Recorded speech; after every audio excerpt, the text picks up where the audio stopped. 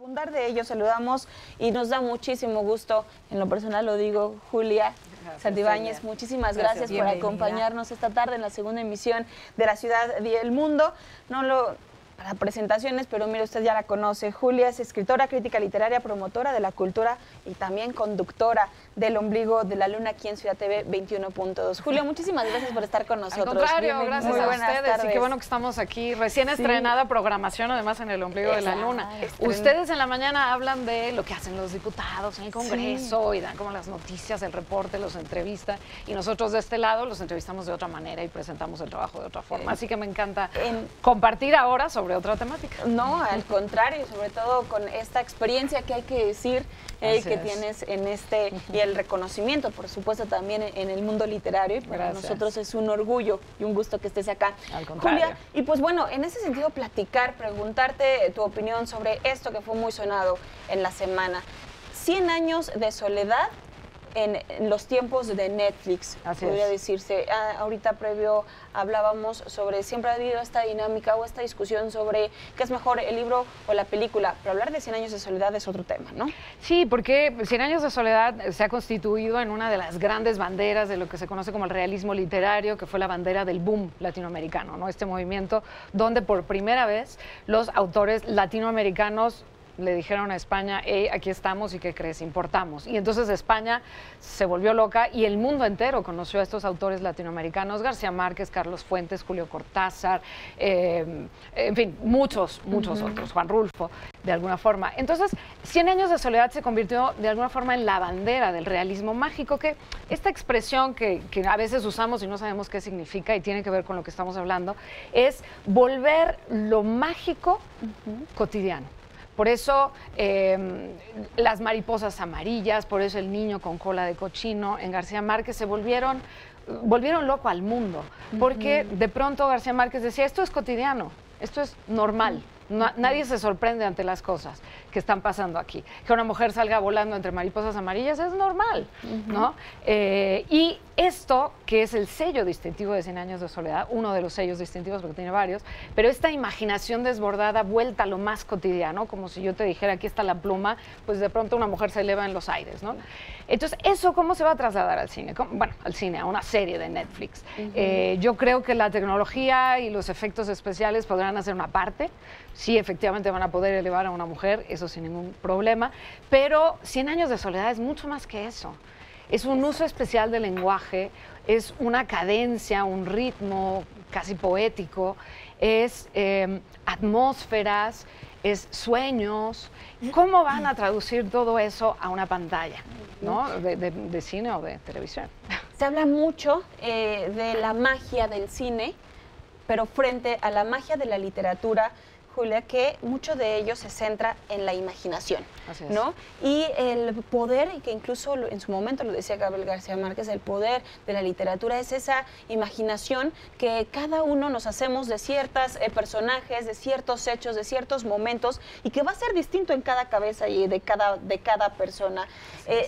¿Qué opinas de esto que decía Gabriel García Márquez, que dice 100 años de soledad, más allá de eso, no es para la pantalla? Yo en alguna medida coincidiría. Si se quiere hacer 100 años de soledad tal cual como es la novela, creo que no hay manera de hacerlo. Justamente por lo que citas ahora de García Márquez. Cada uno de nosotros tenemos una imaginación que es portentosa, pero que es única, que está hecha de las lecturas que tenemos, de la historia personal, de los viajes, de qué tanto fecundamos a la imaginación o no con otro tipo de estímulos. Entonces, cada uno de nosotros tiene un 100 años de soledad en la cabeza. Sin embargo, cuando se lleve... Claramente, sí. En cambio, cuando esto se lleve a una pantalla, va a ser la imaginación de 1, 2 o 10 o 100 personas. Y ya. ¿Y yo dónde voy a quedar? Si alguien de ellos coincidió con mi imaginación, pues qué padre. Pero, es decir, es limitar un poco, si se quiere ver, insisto, como fidelidad a la obra literaria, es limitarla un poco, porque entonces ya no tiene 1 millón de salidas o 100 millones de salidas ese mismo texto. Tantas como lectores existan, sino va a tener un número muy acotado de salidas, digamos, de visualizaciones, ¿no? ¿Qué libros para ti, qué obras literarias han tenido éxito en la pantalla? Es difícil decirlo. A mí, por ejemplo, me gustó mucho la adaptación a cine del Perfume de Patrick Süskind, pero tuvo muchas reacciones. O sea, había que decía que no, que era una barbaridad, que estaba muy deformada y demás. Leí, por ejemplo, hace un par de meses, El cuento de la criada de Margaret Atwood, esta escritora canadiense que ha sido incluso mencionada como posible candidata al Nobel. Y la novela es portentosísima. Y vi después la serie, y la serie es muy buena, pero no tiene nada, no tiene mucho que ver con la novela. Es decir, me parece que son lenguajes distintos. Pedirle a una película que sea muy fiel a una novela es complicado porque son dos lenguajes diferentes. Y así como entre las lenguas, si tú quieres traducir del francés al español, hay cosas que no vas a poder traducir, que vas a tener que dar un rodeo enorme para poder explicar exactamente lo que significa esa palabra, o en inglés, o en coreano, o en la que quieras. Entonces es lo mismo, la literatura y el cine tienen lenguajes distintos, hay cosas que se van a poder volcar y hay otras tantas que no se van a poder volcar. Esto precisamente es lo que opinaba Gabriel García Márquez sobre el discurso del cine y el discurso de la literatura. Vamos a escucharlo y ahorita lo comentamos. Yo me consideraba ya un escritor de literatura. Lo que pasa es que yo había llegado, tenía la convicción de que el cine, la imagen, tenía posibilidades de expresión por la cual llegar mucho más lejos que con la literatura. Sin embargo, el cine y la televisión tienen una limitación de tipo industrial y de tipo técnico y de tipo mecánico que no lo tiene la literatura. Entonces, por eso yo dije alguna vez, en una época de pleito con el cine, porque yo he dicho siempre que mi relación con el cine es la de un matrimonio mal avenido, que no podemos vivir ni juntos ni separados. En una época de pleito con el cine yo dije que yo había escrito 100 años de soledad contra el cine. Los lectores de 100 años de soledad y de todos mis libros en general siempre me dicen, mira, a mí me gustó tu libro porque Úrsula Iguarán se parece mucho a mi abuelita, porque Amarante es igualito a una tía que yo tenía, porque el coronel Oliván Díaz era igualito al papá de un amigo que... Entonces tú sientes que están viviéndolo. En cine no se puede. En cine tienen la cara de Anthony Quinn, tienen la cara de Sofía Loren, tienen la cara de Robert Redford. Eso es inevitable y es muy difícil que un abuelito de nosotros se parezca a Robert Redford. Entonces yo he preferido dejarle a los lectores. Literatura es literatura y cine es cine. La oferta que hago yo es esta. Yo en mis libros son novelas y quedan como novelas. Aquí Gabo platica sobre su opinión entre la literatura, el cine, por supuesto su obra, en un documental que hay que darle crédito, Cuentos más allá de la soledad, esto en 1989. Esto pensaba de la literatura y el cine, y se habla de que también se resistió mucho en vida a entregar estos créditos, y hoy lo hacen sus hijos. Julia, sí. Pero el que sean sus hijos tampoco garantiza que pueda lograrse algo mágico en el cine, ¿no? No, porque las limitaciones o las fortalezas de cada uno de los lenguajes están ahí, independientemente que la familia intervenga o no. Ahora, Rodrigo García, que es uno de los hijos de García Márquez, de hecho el que dio a conocer la noticia, él mismo es productor de cine. Él dirigió una serie que probablemente vieron de hace algunos años que se llamó In Treatment, creo que en español le llamaron En Terapia o algo así. En fin, él sabe del lenguaje cinematográfico, pero él dijo que los hijos van a tratar de no meterse demasiado, pues para respetar un poco el trabajo de los creativos. Y el audio con el que entramos, García Márquez leyendo las primeras líneas de 100 años de soledad, habla de las piedras blancas pulidas, habla de que las cosas carecían de nombre y había que señalarlas con el dedo. ¿Cómo se traduce eso al cine?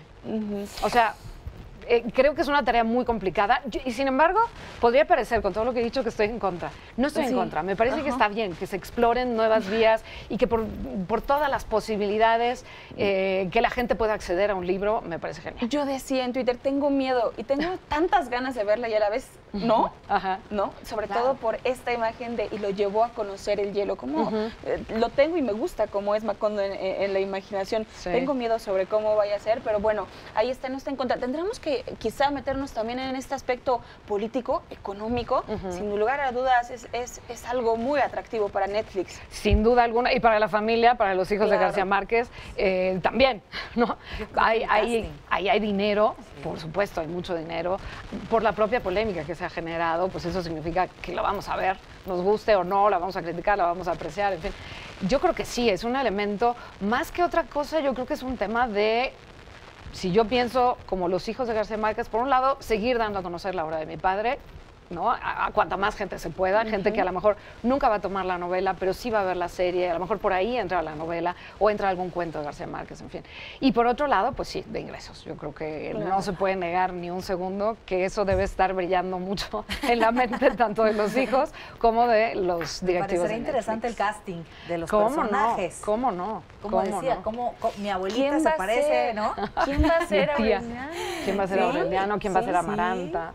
¿Quién va a ser Amaranta? Julia, ¿cómo te recuerdas tú, Julia, como escritora, como poeta? ¿Cómo te recuerdas leyendo 100 años de soledad? ¿Qué cambió en ti 100 años de soledad?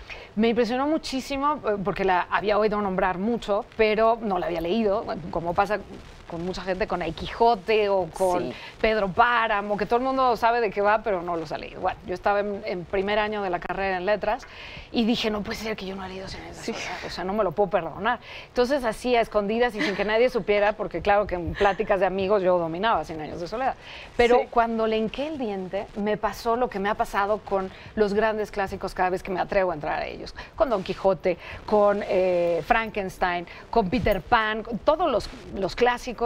Llego y digo, pero ¿por qué no me había metido?